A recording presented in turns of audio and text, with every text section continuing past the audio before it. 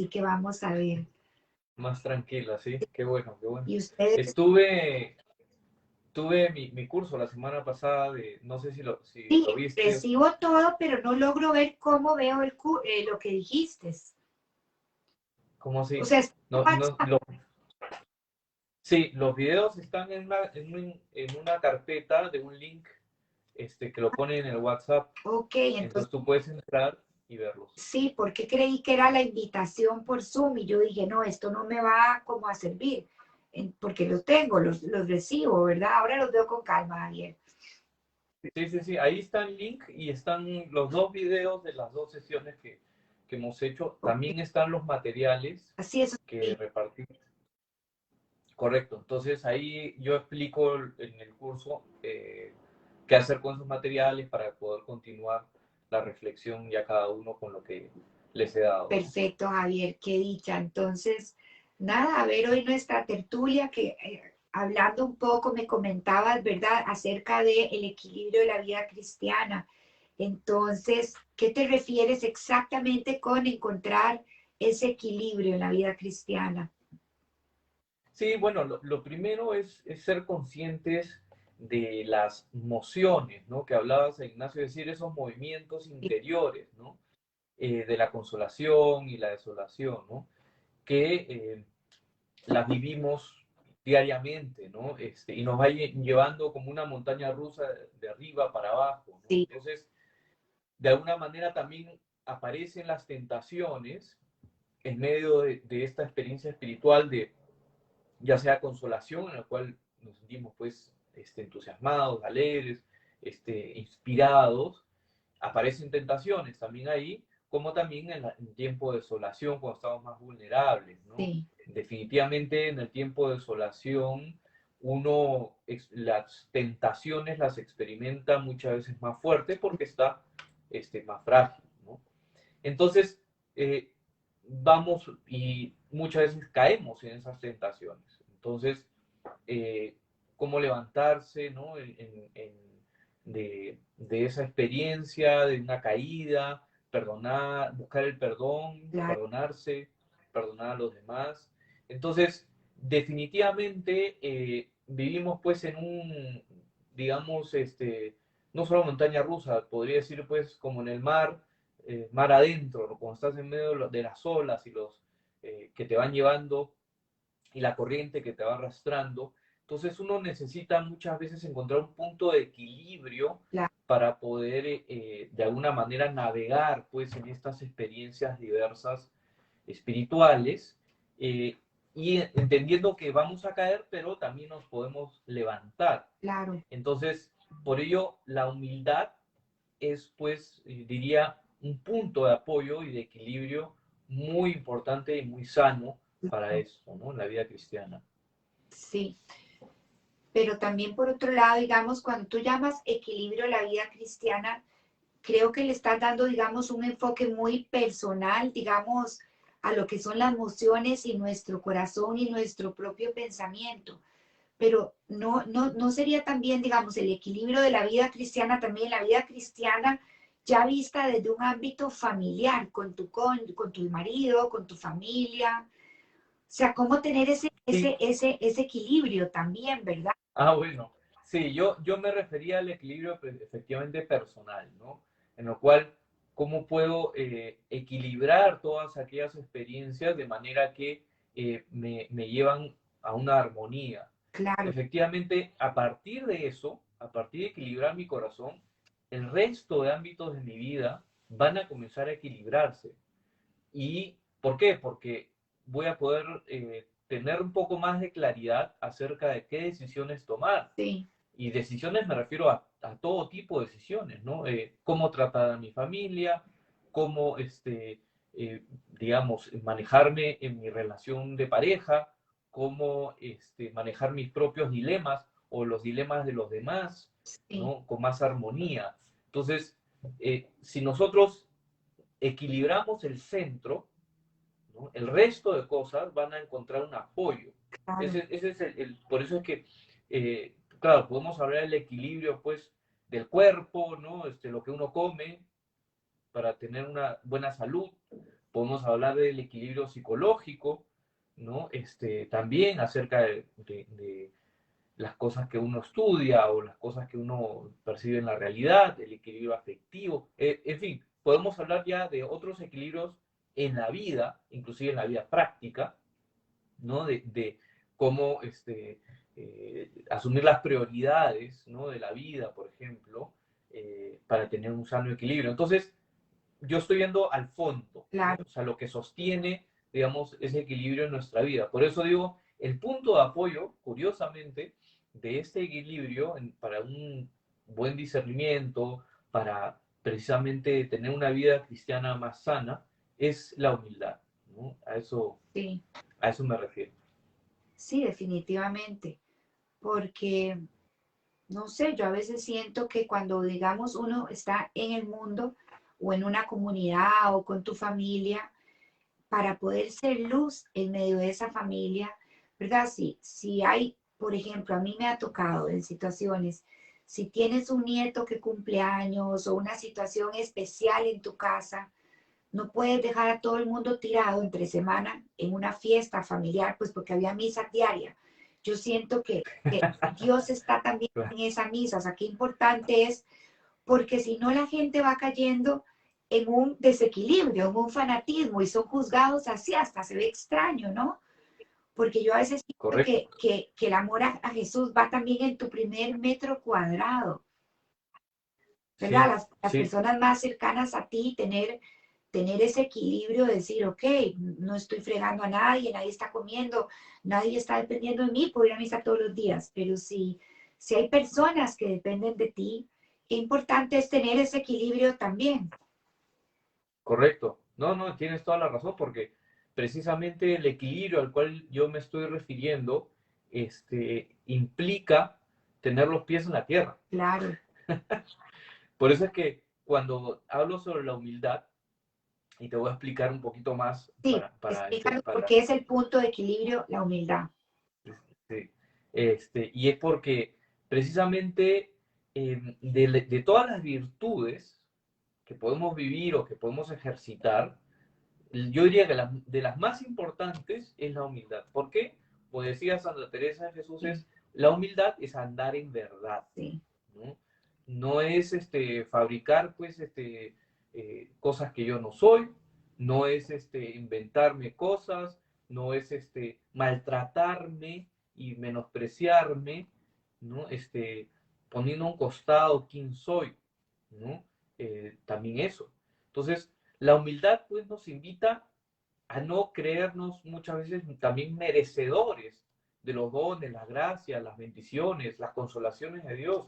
No es que yo lo merezco, sí, ¿no? no, No es, justamente la humildad nos muestra que somos limitados, ¿no? Que pecamos, que caemos, etcétera, ¿no? Entonces la humildad, claro, nos da también ese ángulo a veces desagradable o real también acerca de nosotros, ¿no? claro, Tener un corazón humilde nos da un buen soporte, ¿no? Para atravesar muchas veces las dificultades, como las cosas bonitas también de la vida, ¿no? Entonces, nos lleva a tener una actitud un poquito más realista, equilibrada, ¿no? así es, Por tanto, ¿qué nos enseña la iglesia sobre la humildad, ¿no? Y es que en el Evangelio de Lucas nos dice Jesús, ¿no? El que se ensalzará será humillado y el que se humilla será ensalzado, sí, dice, ¿no? Y no es pues o sea, no nos dice eso el Señor como para que, no, te tienes que sentir mal siempre, ¿no? No, no se refiere a eso, ¿no? claro, Como digo, inclusive, mira, como te hablaba de las otras virtudes que tenemos en nuestra vida, la virtud de la humildad, de una manera, es tan importante porque abre el camino a todas las otras virtudes. Digamos que asegura el progreso de otras claro, virtudes. Por eso, la condición indispensable para ser cada vez más grandes, ¿no? Tener un corazón grande, ser magnánimos, como dicen, ¿no? Es ejercitarse en las virtudes, pero apoyándose de esa humildad que es andar en verdad. Te pongo un ejemplo, sí, ¿no? Por ejemplo, cuando uno no es humilde, ¿no? Cesamos simplemente de ver la realidad como es. tal cual es, objetivamente, ¿no? ¿Por qué? Porque comenzamos a veces a poner cosas encima, claro, ¿no? Ya sea por una falsa humildad, ¿no? De ponernos como por debajo, ¿no? Ocultar ciertas cosas personales, etcétera, como también, digamos, ponernos por encima de los demás y por encima de lo que somos o nuestras expectativas, ¿no? claro, Entonces, ponemos muchas veces nuestros gustos, nuestros deseos, ¿no? Por encima de cosas importantes, ¿no? Y ponemos nuestro valor en tonterías, hay que decirlo así, claro, sí, ¿no? Entonces, eso influye en el juicio de una persona, definitivamente, porque vas a juzgar muchas veces a partir de lo que sientes, a partir de lo que te gusta, de lo que deseas, ¿no? Y caes en soberbia, etcétera, ¿no? Digamos que para vivir en humildad es necesario aproximarse a la gente, a la realidad sin prejuicios. claro, La humildad nos ayuda a hacer una, como, este, eh, una abstracción objetiva. ¿A qué me refiero con eso? Como sacar una fotocopia de la realidad, ¿no? Y no digamos, interpretar lo que otra persona dice, hace, ¿no? Sino simplemente acoger lo que veo, lo que dice, etcétera, sí, tal cual como llega, ¿no? Y en ese sentido, por eso, y sigo hablando sobre la humildad, eh, es al andar en verdad, porque también es conocerse auténticamente, ¿no? Como decía Sócrates, conócete a ti sí, mismo, ¿te acuerdas? claro. No, no te teitsum, tú que eres así bien preparada. No, decía, conócete a ti mismo, ¿no? Entonces, eso es lo que decía Sócrates, Sí, y de verdad con mucha razón. Porque la verdad que si uno no se conoce como es, en tanto en las cosas buenas como en las malas, le va a ser muy difícil aproximarse a la realidad claro, y tener cosas tratadas. Y pongo un ejemplo muy sencillo. Si yo quiero correr una maratón, ¿no? Si yo me propongo correr una maratón y no entreno, o creo que tengo la capacidad para correr una maratón y resulta que tengo una lesión en el talón, no voy a poder sí, correrla claro, o me voy a lesionar el talón de por vida, quizás, ¿no? Pero si yo estoy en mi imaginación y pienso que tengo toda la fuerza y la capacidad, lo hago y me claro. lesiono. Es, Del mismo modo pasa cuando no somos objetivos sí. con nosotros mismos, ¿no? Es que también creo que una palabra que va de la mano con conocernos a nosotros mismos sería reconocernos, reconocer nuestra pequeñez frente a un Dios tan grande. O sea, ¿quién somos nosotros en el mundo? Es que insignificantes, pero para Dios lo somos todos. Como tú dices, la Así es. humildad no nos dejaríamos, si no tenemos humildad, no dejamos que Dios transforme y forme nuestros corazones, porque nos creemos superiores a Sí, Él. así es, así Y es. solo Y en ese sentido es bien interesante. Por ejemplo, ¿qué hace un humilde y qué hace un orgulloso? Así te lo pongo en sí, comparación como para que justo cuando hablo en uno de los cursos de discernimiento, eh, ese contraste ayuda a iluminar mucho. Dice, por ejemplo, el humilde suele no ser un juguete pues, de sus sueños, ¿no? Sino que se apoya en la realidad, ¿no? claro, Calcula sus fuerzas, entiende sus capacidades personales. En cambio, el orgulloso se sobrevalora, ¿no? El orgulloso suele pensar que, no, yo tengo unas capacidades ahí que son importantes, se está mirando a sí mismo, ¿no? claro, Pero de una manera muy subjetiva. El humilde, por ejemplo, mide las limitaciones de su razón, ¿no? Dice, bueno, yo efectivamente me he preparado, etcétera, pero tengo estos límites, ¿no? Y me puedo esforzar conscientemente, ¿no? Para poder ir un poco más allá, quizás, pero sé que tengo estos límites. Sin embargo, el orgulloso cree que su raciocinio, su razonamiento es siempre el correcto, ¿no? Que tiene todo controlado y que él tiene las respuestas, ¿no? Y evidentemente, cuando la gente ve y comete errores, y hay orgullosos que no quieren reconocer sus errores. sí, Por otro lado, el humilde, por ejemplo, se toma el tiempo necesario para pensar y tomar el camino adecuado. ¿Y pensar en qué? En los errores que ha cometido, por ejemplo. claro. Sin embargo, el orgulloso se lanza nomás sin tomarse el tiempo adecuado de pensar las cosas, pensar, por ejemplo, que no siempre tiene la razón. No, no, el orgulloso tiene su idea y Y va para atropella a adelante. lo que se le venga por delante.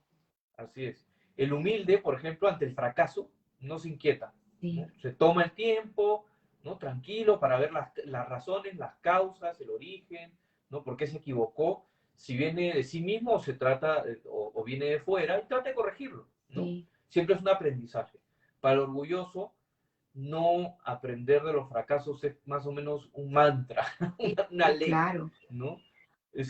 Y hace todo lo posible para no reconocer que se ha equivocado, sí, sobre todo para ante sí mismo y ante los demás. Entonces, es terrible, ¿no? Porque no aprende de sí mismo. Eh, por otro lado, el humilde, lo que comprende muchas veces de Dios, el humilde, es que es incomprensible, sí, que hay un misterio que va más allá. En cambio, el orgulloso piensa pues que tiene todas las razones, que va a encontrar las razones en los misterios de Dios, ¿no? Y hasta a veces se atribuye cosas, y por eso es que tienen los falsos profetas, ¿no? Muchas claro, veces, que hasta hoy en día existen, ¿no? Y finalmente, yo diría, el humilde pues se deja abrazar por Dios y se deja guiar, se deja escuchar, o, digamos, guiar y dirigir por Dios, así sea un camino difícil. claro. En cambio, el orgulloso trata inclusive de definir a Dios, o sea, de marcarle la pauta a Dios. Se resiste el orgulloso a aprender de lo que O a Dios quiere obedecer, decir. Exactamente. Entonces, ves pues, y esto se ve, no sé, pues en la historia de la humanidad, del Antiguo Testamento, ¿no? En el Nuevo Testamento y hoy claro, en día, ¿no? Este tipo de cualidades.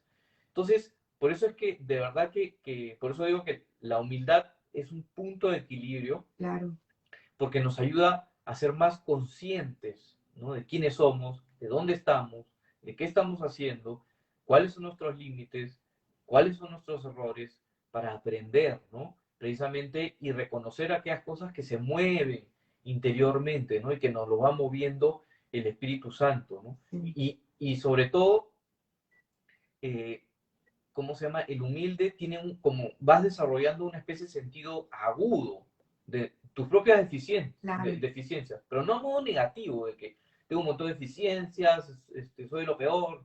No, sí, simplemente tengo estas limitaciones, tengo estos errores. ¿Qué debo corregir? claro, ¿No? ¿Qué debo aprender ahí?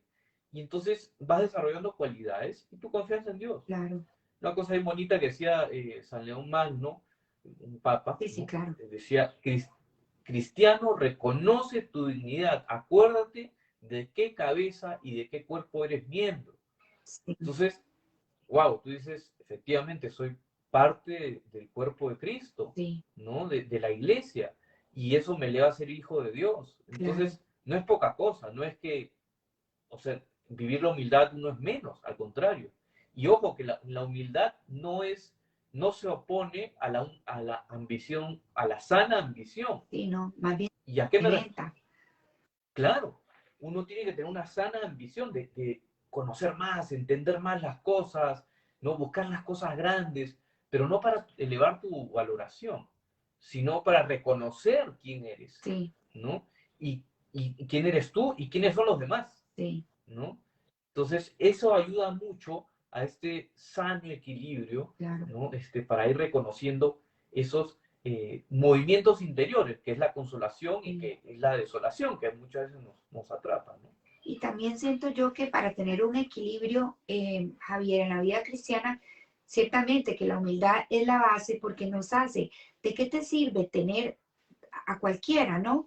Una vida cristiana, un equilibrio que cree que es entre él y Dios increíble, si fuera de su yo, quien lo ve, no ve a Jesús reflejado en esta alma. Entonces yo siento que la humildad es importantísima para este equilibrio, para que te ayude, porque quien es humilde y se reconoce pecador, débil, sabemos que todos nos hemos equivocado, que crecemos de nuestros errores, esta misma humildad nos ayuda a ver en aquel otro, a tener misericordia para aquellos otros que se equivocan, que se tropiezan, que están en un camino de aprendizaje, porque vemos nos proyectamos, vemos que una vez fuimos así y muchas veces nos equivocaremos también. Tal vez el que no tiene la humildad no puede ver en el otro esa empatía porque el soberbio no la comprende. Precisamente nos hace más empáticos. Y Misericordia, ser empático es... como era misericordia, quería decir tener compasión del otro, ¿no? Sí, correcto. Sí, Sí. Sí, ¿y por qué? Porque somos, somos seres humanos todos y cometemos errores. Y lo peor, digamos, podría decirlo, precisamente el que va en contra del orgulloso, ¿no? Que va en contra de la humildad, es aquel que no quiere reconocer su error y se aferra a él, ¿no? Por eso es que cuando el Señor dice, no hay, o sea, el único pecado que no puede ser perdonado, dice, ¿no? Es aquel en contra del Espíritu Santo. Y no está diciendo, y son palabras bien gruesas, pero ¿por qué no puede ser perdonado? Porque precisamente uno no quiere reconocer. Y contra el Espíritu Santo porque es el espíritu del amor, ¿no? Uno se opone al amor, se cierra al amor, y el amor es la verdad, ¿no? Y entonces, a la hora que uno se cierra, obviamente se hace eh, lejano a los demás. Entonces no puedes ser empático porque no vas a entender el drama de estar en error, alejado, y al mismo tiempo la belleza que significa ser perdonado.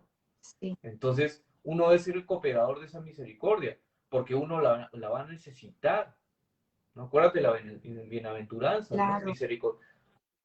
Bienaventurados los misericordiosos porque alcanzarán misericordia, ¿no? Y es así, ¿no? Y esa es nuestra vida.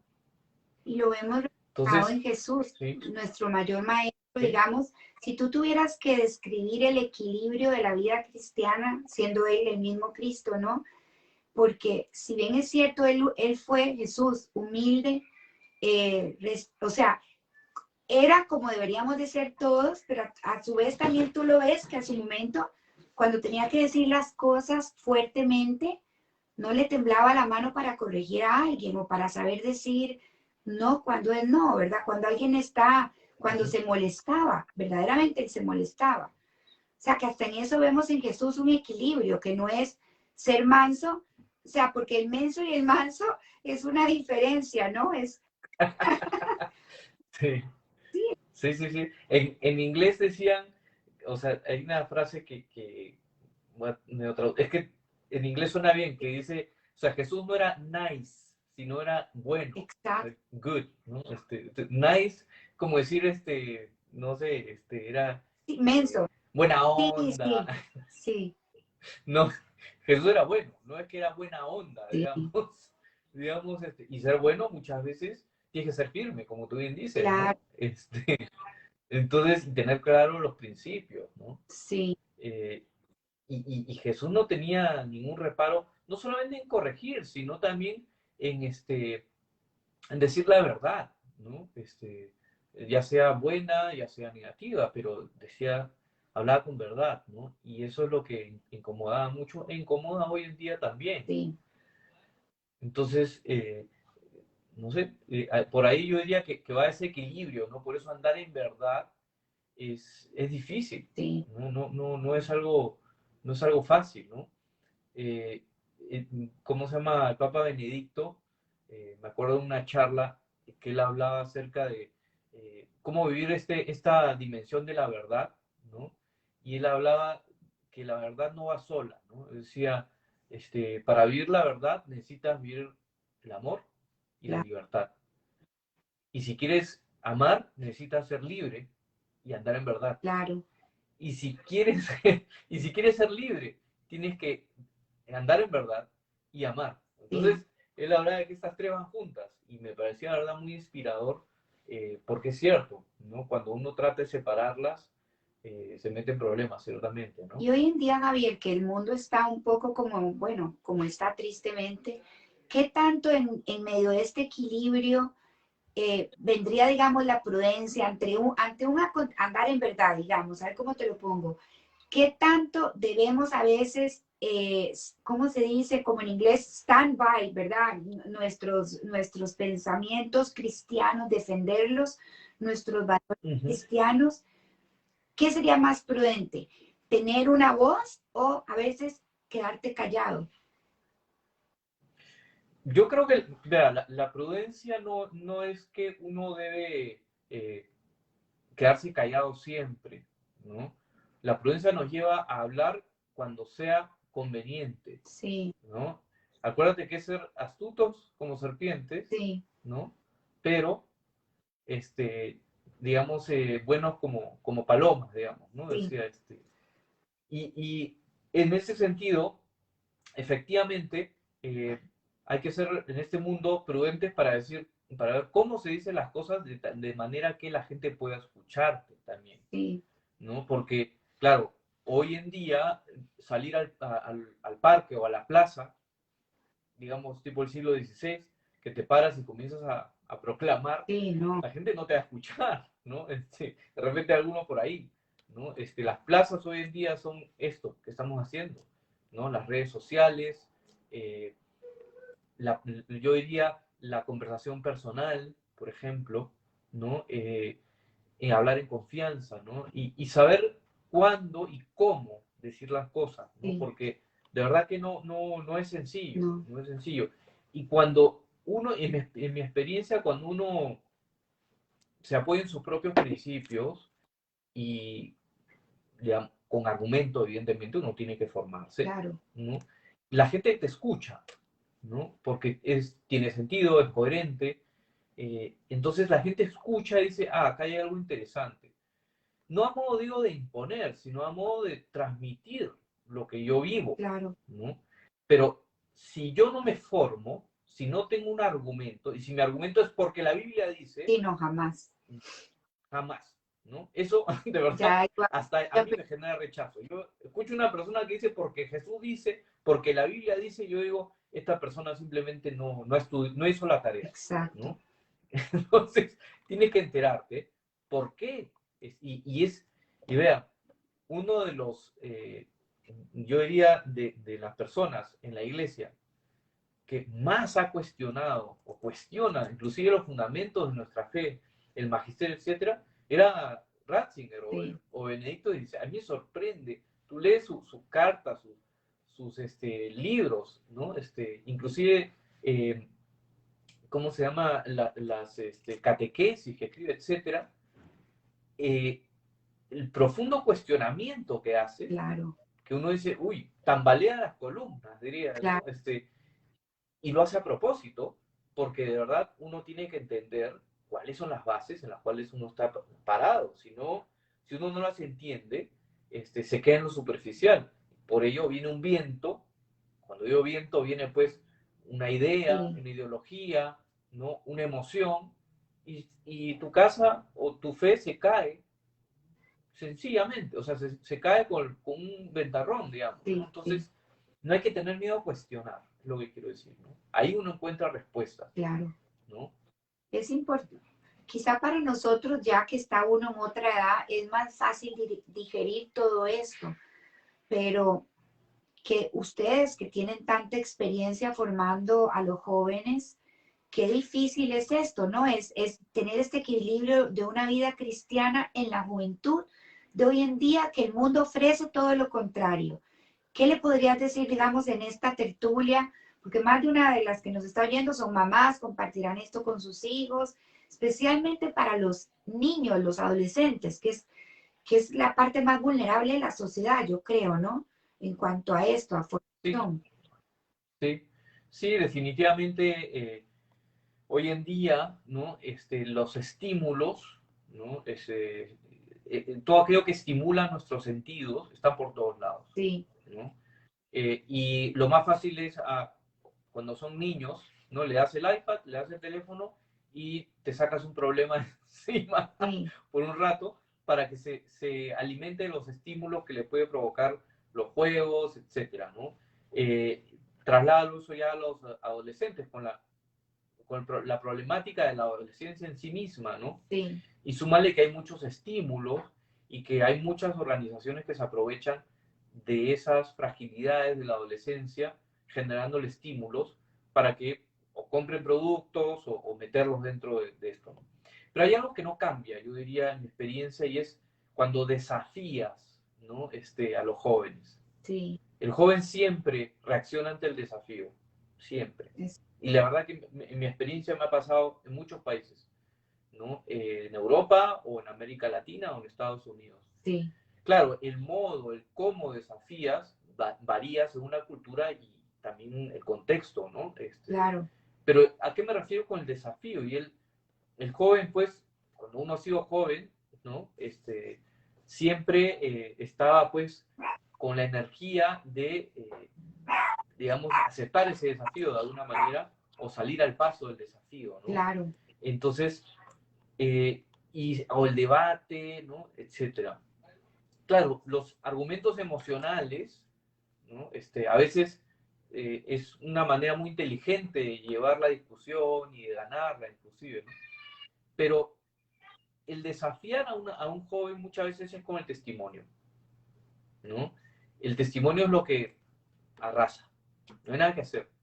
Y ser pacientes, porque efectivamente lo que uno enseña, y ahí hay que tener dedicación, ¿no? Porque a veces pasa que hay ciertos padres de familia que los mandan al colegio como para que el colegio le resuelva el problema, claro, digamos, ¿no?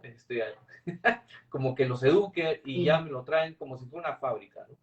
Pero hay un tema de dedicación, hay un tema de formación personal para poder uno tener claros los principios, enseñar con el testimonio, eso te iba a ¿no? decir, sí, Y, y con ese testimonio que uno enseña, porque uno tiene que cultivar su corazón, su relación con Dios, etcétera, sí, quizás cuando el chico es adolescente va a tratar de hacer lo contrario, sí, pero queda, el testimonio queda, ¿no? Y el desafío que uno hace al joven, por más que a veces a uno le cueste desafiarlo o llamarle la atención, ¿no? Ponerlo en su lugar, eso queda. claro, Y lo importante es, cuando digo ser paciente, es que eso será como un fruto que madurará cuando el joven sea mayor, sí, ¿no? Y comience a llevar su vida. Entonces, ante la pregunta qué hacer, yo diría, ¿qué haces contigo mismo para empezar? ¿No? Eso es lo que atraerá o desafiará, digamos, al joven hacia el bien, claro, ¿no? Y claro, yo cuando a veces me preguntan esto y yo lo comento, son incómodos, pues, porque uno dice, no, el problema es él, ¿no? O es ella, ¿no? Que es un irresponsable, no me hace caso, quiere hacer lo que le da la gana, ¿no? No, no, no, ahí el asunto comienza con uno mismo, claro. porque uno puede decir todas las palabras que quiera, ¿no? Pero al final de cuentas, el testimonio es lo que más pesa, digamos, ¿no? En la vida, Así es. ¿no? Entonces, yo me inclino por ahí, no es una respuesta fácil, ¿no? Y habrá gente, digamos, que te pregunte en cuanto a este equilibrio de la vida cristiana, Javier. Hay gente que pregunta, ¿cuánto debo rezar? ¿Verdad? Sí, sí, ¿Qué sí, les sí. contesta? No, eso sí, me preguntan, sí, efectivamente. Mira, no sé, yo no tengo la respuesta perfecta a esto, ¿no? ¿Cuánto hay que rezar? Depende de cada uno, ¿no? Como alguna vez creo que te dije, la oración, los métodos de oración, Total, existen millones de métodos de oración. Y la oración, pongámoslo de esta manera, es como un cohete, ¿no? Es como un propulsor, ¿no? Que de alguna manera, como que está debajo de nosotros y nos empuja para poder llegar, para poder romper la ley de la gravedad, ¿no? Para poder salir al espacio. ¿A qué me refiero con ese ejemplo? Y es que efectivamente es un medio para llegar al cielo, pues, para llegar a estar en contacto con Dios, ¿no? Entonces, eh, a veces, lo digo de esta manera porque el fin no es la oración, sí, ¿no? El fin es la relación con Jesús, sí. la relación con Dios. Ese es el El fin. amor, Si una persona, por ejemplo, tiene una sensibilidad particular, etcétera, y nada, pues, o sea, cuando sale al campo y se encuentra con las flores, vibra interiormente y se acuerda de Jesús y de los pasajes, ¿no? Y eso es oración. sí, Pero si tienes una persona que tiene que analizar palabra por palabra de un pasaje del Evangelio, ¿no? Recurrir a los padres y ver y hacer todo un análisis lingüístico, eso será oración para esta persona porque lo lleva a encontrarse con claro, Dios, ¿no? Si solamente rezar el rosario, y cuando rezas el rosario, sientes la mano de la Virgen que te va conduciendo, ¿no? Y te va mostrando los misterios de Jesús y te traspasa esa experiencia, eso es tu oración, ¿no? así Entonces, es. yo diría que cada uno debe encontrar qué es lo que lo ayuda a encontrarse con Jesús, ¿no? Y como digo, hay millones de métodos de oración Sí, que la iglesia ofrece, ¿no? Y muchos sabios. así es. Por eso, ¿cuánto uno debe rezar? Es una pregunta muy compleja, ¿no? Lo que uno necesite, yo Sí, diría, ¿no? sí, así es, Javier. Y nada, Sí. y Mira, y ¿cómo se llama? Para meternos un poquito más a estas cosas complicadas sí, con las cuales yo estaba hablando sobre la consolación y la desolación, ¿no? sí, cómo sacarle, Eh, digamos, provecho a la desolación a la espiritual. desolación. Sí, mira, y es interesante porque mucha gente me dice, me describe, ¿no? Su experiencia de desolación, que es una especie de pendiente en la cual se sienten rodando, ¿no? Hacia abajo, sin parar. ¿No? Dice, pero ¿cómo le pueden sacar provecho a esa experiencia tan desagradable, ¿no? Sí, Y es un estado espiritual, ¿no? Que no es provocado por uno, simplemente a veces uno lo pasa. ¿Cómo le puede sacar provecho? Bueno, se puede, y mucho, de hecho. Y ahí está el truco, como dicen, ¿no? Porque igual te va a pasar. claro, Vas a caer en desolación, vas a caer en consolación. Pasas de una a otra. Igual, como igual nos va a pasar, ¿cómo le saco ventaja o qué puedo aprender de ahí? ¿No? Porque de verdad la desolación me quita energía, me hace sentir con el corazón pesado, lento a las cosas de Dios, me quita la fe, la esperanza, la caridad, ¿no? Nos nubla todo. sí, Entonces, no es fácil, pues, ¿no? Y es interesante porque, por ejemplo, es un momento en el cual uno puede esforzarse por vivir una virtud, ¿no? En la desolación. Entonces, ya, ¿cómo hago? Pongo mis fuerzas, pongo medios quizás para tratar por lo menos de vivir una virtud. Y eso Dios lo ve, claro, ¿no? Porque nada es indiferente a Dios. Dice, ah, mira, mi hijito lindo, mi hijita linda se está esforzando, claro, ¿no? Aquí en esto. Qué interesante cuando tiene todo en su contra, ¿no? Y eso Dios lo ve, ¿no? También es un momento, y tiene mucho mérito, ¿no? También es un momento para poder pedirle al Señor, para que nuestra confianza, ¿no? En Dios pase por ese test, por esa prueba. sí, Y es un tiempo de prueba, ¿no? claro, Porque todo está nublado, todo es oscuro, y es un tiempo de prueba para ver, ok, ¿cómo creces en tu fe? claro, ¿No? ¿Cómo pones precisamente, cómo le pides, cómo le reclamas a Dios que precisamente me saque de eso, ¿no? Porque de verdad es una situación incómoda, desagradable, etc. triste. Es un momento también, y eso claro, son hábitos que uno tiene que procurar, ¿no? Cuando estoy en desolación, es un momento para pensar y tomar conciencia de que estoy en desolación, ¿no? Y por cómo tomo conciencia de que estoy en desolación, cuando conozco los síntomas, ¿no? Y son un poco los que ya he mencionado, ¿no? Pero sobre todo son esos síntomas que veo, ¿no? Que es la duda, ¿no? La desesperanza y el meterme en mí mismo. Claro, Entonces, considerando esos síntomas, me hago más consciente de cómo estoy. sí, Entonces, esa conciencia de manera interesante, te lleva a ser más verdadero, más auténtico, ¿no? Y es muy interesante porque eso te da una cierta seguridad. Es como cuando uno está con gripe, ¿no? Uno sabe que está con gripe porque ya conoce los síntomas, dolor de cabeza, dolor de cuerpo, ¿no? Tienes mucosidad, ¿no? Y ya sabes que estás con gripe, claro, ¿no? Claro, hoy en día uno se puede confundir y puede decir, ah, estoy con COVID, quizás, ¿no? pero sí, pasa, ¿no? Pero los síntomas ayudan a reconocer cómo me siento y le puedes decir al médico, mira, tengo estos síntomas y el médico va a decir, ah, tienes tal cosa. Entonces, a tal cosa puedes tomar esto y hay que pasar por el proceso de que nuestros anticuerpos reaccionen y trabajen y te tomará unos días, unas semanas, etcétera. Pero sabes ya el proceso. Y el saber el proceso nos hace personas cada vez más seguras interiormente, ¿no? Entonces, le sacas también confianza en Dios, o sea, el esfuerzo de confiar en Dios, porque pasas por esa prueba, es un ejercicio de la voluntad, Claro, como decía, el mérito que tiene, ¿no? Y cuando uno va tomando conciencia de esta dinámica, sale menos dañado de la desolación, porque uno se golpea, en el camino para abajo uno se va golpeando, ¿no? sí, Porque aparecen las tentaciones, que son como piedras, ¿no? Entonces uno se cae, se vuelve a levantar, se cae, y eso te lleva a sentirte mal, claro, como que sigues en ese ritmo de desolación, pero siendo consciente, hay menos daño, podría decirlo, ¿no? Entonces, es un momento también de acordarte de la memoria afectiva espiritual. ¿A sí, qué me refiero con eso? Que cuando estás en desolación, hay que hacer un esfuerzo por acordarse de las bendiciones de Dios en la vida, sí, de cómo Dios participó en mi vida, intervino, me amó en ciertas ocasiones.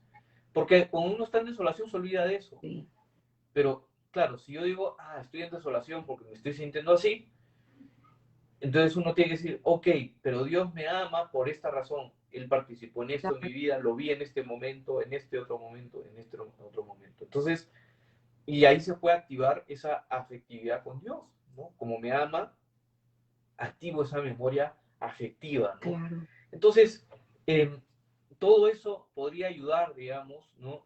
A sacarle ventaja a la desolación de algo que es una realidad, no para tenerle miedo, porque precisamente uno le va quitando el miedo cuando entiende que es algo que no pasa Es- diariamente. A veces es muy desagradable, ¿sí? Y a veces no tan desagradable, entonces, pero es natural, a todos nos pasa, ¿no? No, no hay que avergonzarse ni frustrarse, nada, es simplemente irse entrenando, ¿no? En sí. esto.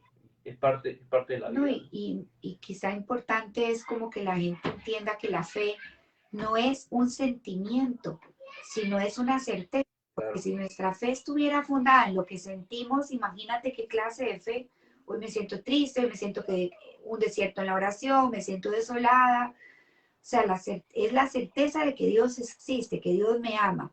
Ya los Ujú. sentimientos, cómo sintamos a Dios en el día, a lo largo de nuestras vidas, creo que no se puede confundir con la fe. Puede Correcto. ser un sentimiento. Así no puede, y porque es un don, ¿no? La fe es un don, es más que un sentimiento, es algo más profundo y Claro, gratuito, ¿no? Y mira, y como para darle forma entonces a todo esto del equilibrio, ¿no? Sobre la desolación, etcétera, yo diría que el equilibrio entonces es, como para resumirlo, aceptar las cosas negativas de nuestra vida como las cosas positivas, ¿no? Las cosas negativas, enfrentarlas, darle cara, para integrarlas en nuestra vida. Porque las cosas negativas nos dejan una enseñanza. Y cuando le integras en la vida, en el corazón precisamente, eh, nos trae más sabiduría. así es. Y esa sabiduría no es la sabiduría de alguien pues que es, mira, qué inteligente. No, no, no. Es la sabiduría en el amor, La sabiduría de los ¿no? años también. Te da esa Exactamente, exactamente. serenidad sabia, ¿verdad? Que siempre han dicho, la gente mayor tiene esa serena sabiduría. Ya han vivido tanto que lo Ujú, comprenden todo. correcto. Así es. Sí, Entonces, ya no huyes de ellos, ¿no? Lo enfrentas, lo integras. Claro, no digo que sea fácil, nada de esto es fácil. Pero cuando uno lo integra, entiende, lo hace a uno más fuerte así es. y más prudente. Y sabes administrar mejor tus fuerzas, sobre todo interiores, Así ¿no? es. Las del corazón. Y eso es lo que trae equilibrio y trae más armonía en la propia vida, ¿no? Qué bonito. Podría decirlo de esa manera. Así es, Javier, qué bonito. Pues nada, te agradezco yo y sé que todos una tertulia más, este tiempo de COVID, por lo menos para Así pensar es. en cosas positivas y a ver si cerramos con una oración Sí, por por supuesto. tantas personas que están siendo golpeadas por este virus y los médicos y las enfermeras, que si yo fuera un médico en estos momentos estaría en pánico, pero bueno, los admiro muchísimo porque no paran. Así es. Bueno, hagamos una oración. Sí, En nombre del Padre, el Hijo, el Espíritu amén. Santo. Amén. Santo Espíritu, estamos en tu presencia. Te damos gracias porque nos iluminas el corazón, nos muestras con esa delicadeza y esa fortaleza el camino de la humildad para poder vivir en verdad, para poder vivir precisamente más cerca del Señor. Te pedimos que no es esa fuerza del amor que nos permite abrirnos a ese misterio del Señor, es poder integrar esas cosas en nuestra vida, los sufrimientos de nuestra vida, las cosas bonitas, para poder precisamente encontrar esa fortaleza en este tiempo de dificultad, ¿no? Para encontrar que todas esas pruebas por las cuales pasamos, ya sea en los sufrimientos, ¿no? En las angustias, en las dificultades, son para tener un corazón cada vez más fuerte. Te pedimos, Señor, que nos permitas poder encontrar esas claves de amor a las cuales nos estás mostrando. A ti, Santa Madre, te pedimos que, como Madre buena que eres, que nos consueles, que nos acompañes, que nos levantes el entusiasmo, que nos des ese cariño de madre, con esa ternura de siempre, que nos lleve la mano al encuentro con tu Hijo Jesús, que está ahí caminando junto a nosotros o cargándonos en muchas ocasiones. Que así sea. Amén. Amén. Padre, el Hijo, el Espíritu Santo. Amén. Gracias. Muy bien. Bendiciones. Saludos a la comunidad.